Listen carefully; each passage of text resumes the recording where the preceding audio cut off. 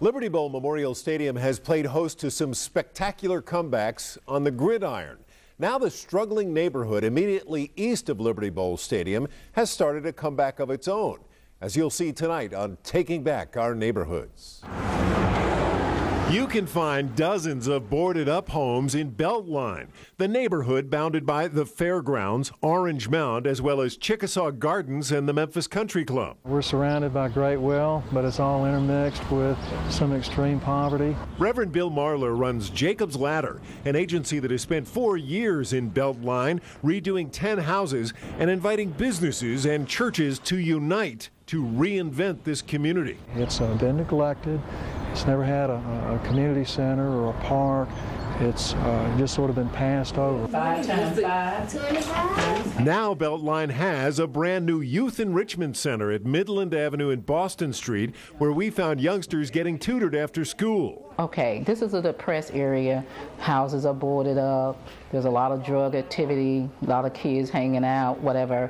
But this would be the place like a refuge for them. Hester Moore, Beltline's youth director, says these counters will hold computers where children will write their own stories. They'll learn about woodworking, theater, poetry, and oasis for tapping into the creative minds of children. I'm the 14th child of 15, raised in South Memphis, and all I ever wanted to do in life was dance. Moore hopes this place will give Beltline children a launching pad for their dreams. They'll learn to turn the earth around this scarecrow. Jacob's Ladder has purchased the empty lot across from the new enrichment center for a community garden. Neighbor Eunice Francis Haynes raised 10 children in the house that was recreated as the youth center. She now lives across the street. I think it's wonderful. You think it'll make a difference in keeping kids out of trouble? Yeah, I think so. We don't know till we try, and I'm willing to help them. So now is that opportunity for people to come together and trust and say, hey, you know, as the citizens of Memphis, we can do this better.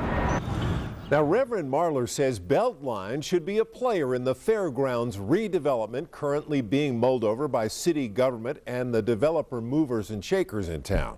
You can learn more about the remarkable efforts in Beltline by going to our website, WMCTV.com, and clicking on the Taking Back Our Neighborhoods icon. You can also leave us your story ideas by calling the hotline number you see on the bottom right there.